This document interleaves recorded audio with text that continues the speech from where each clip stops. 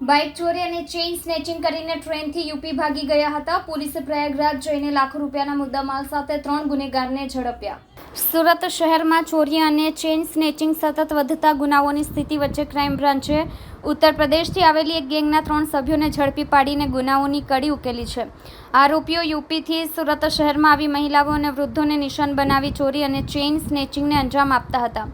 19 April 2025ના રોજ થયેલી ઘટના બાદ ગુનાનો ભેદ ઉકેલતા પોલીસે 3 આરોપીઓને તેમના વતન પ્રયાગરાજ લઈ જઈને લાખો રૂપિયાના મુદ્દામાલ સાથે પકડી પાડ્યા છે. લસકાણા ભાદાગામ રોડ પર નકળગ મોગલધામ નજીક એક 65 વર્ષીય ખેડૂત રમણભાઈ છોટુભાઈ પટેલ પોતાનું દૈનિક કામ પૂરું કરીને મોટરસાઇકલ પર ઘરે જઈ રહ્યા હતા. એ ત્રણેય અજાણ્યા શખ્સોએ તેમની પાછળથી આવીને મોટરસાઇકલ રોકવા કહ્યું હતું. જ્યારે ખેડૂત મોટરસાઇકલ ઊભી રાખી ત્યારે તેઓના ગળામાં પહેરેલી સોનાની ચેઇન લૂંટીને ત્રણેય જણા મોટરસાઇકલ લઈને ફરાર થઈ ગયા હતા. આરોપીઓ ઉત્તર પ્રદેશના હોવાનું સામે આવ્યું હતું. આસપાસના સીસીટીવી ફૂટેજ ચકાસ્યા. ટેકનિકલ સર્વેલન્સ અને હ્યુમન સર્વેલન્સની મળેલી માહિતીના આધારે આરોપી ઉત્તર પ્રદેશના પ્રયાગરાજના હોવાનું બહાર આવ્યું હતું.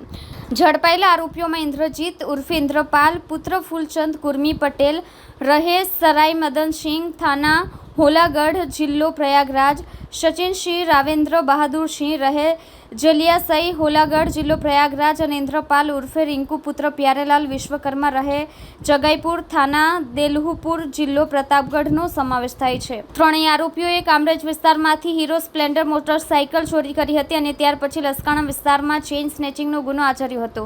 તેઓએ કરેલ ચોરી મોટરસાઇકલ લક્ષ્મી મોહન ઇન્ડસ્ટ્રીઝ પાસે પાર્ક કરી ટ્રેન દ્વારા ઉત્તર પ્રદેશ ફરાર થઈ ગયા હતા. કુલ ₹3,92,700નો મુદ્દામાલ કબજે કર્યો. પોલીસે આરોપીઓ પાસેથી કુલ 36.420 ગ્રામ વજનની સોનાની ચેઇન કિંમત ₹3,42,700, 3 મોબાઈલ ફોન કિંમત ₹20,000 તથા હીરો સ્પ્લેન્ડર મોટરસાઇકલ કિંમત ₹30,000 મળીને કુલ રકમ ₹3,92,700નો મુદ્દામાલ કબજે કર્યો છે. ચોંકાવનારી બાબત એ છે કે મુખ્ય આરોપી ઇન્દ્રજીત ઉર્ફે ઇન્દ્રપાલ વિરુદ્ધ પહેલા પણ સુરત શહેરના અલગ અલગ પોલીસ સ્ટેશનમાં ગુના નોંધાયેલા છે, જેમાં વરાછા તથા ગોડાદરા પોલીસ સ્ટેશનમાં કલમ 368 અને 114 હેઠળ ગુનાઓ સામેલ છે. તેમજ ઇન્દ્રપાલ ઉર્ફે રિંકુ વિરુદ્ધ સચિન પોલીસ સ્ટેશનમાં પ્રોહિબિશન એક્ટ હેઠળ ગુનો નોંધાયેલો છે. હાલ ત્રણેય આરોપીઓની ધરપકડ કરી લસકાણા પોલીસ સ્ટેશનમાં સોંપવામાં આવ્યા છે.